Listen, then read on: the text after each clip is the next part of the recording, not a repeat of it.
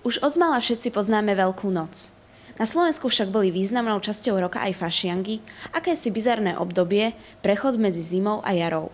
Jednou z najzachovalejších fašiangových tradícií sú fašiangové sprievody, ktoré sa okrem iných miest konajú každoročne aj v Nitre.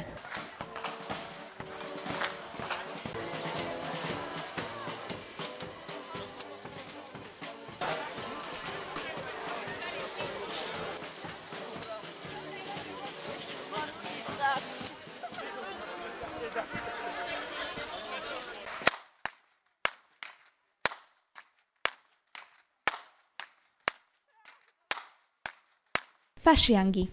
Obdobie od Troch kráľov do Popolcovej stredy je podľa našich a aj kresťanských zvyklostí obdobím, počas ktorého má byť všetko naopak. Fašiangy boli vždy obdobím, v ktorom sa ľudia zabávali.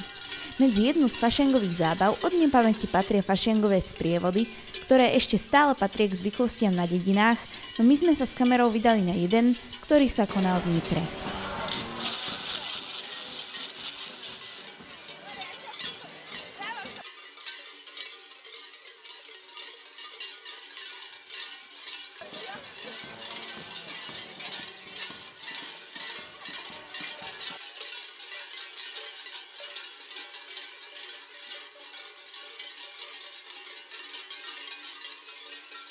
Nadväzujúc na staré tradície, sa počas sprievodu ukázali aj tradičné masky, ktoré mali často v sprievodoch dominantné postavenie, ale priestor dostala aj skupinka mímov a súčasné osobnosti Nitry.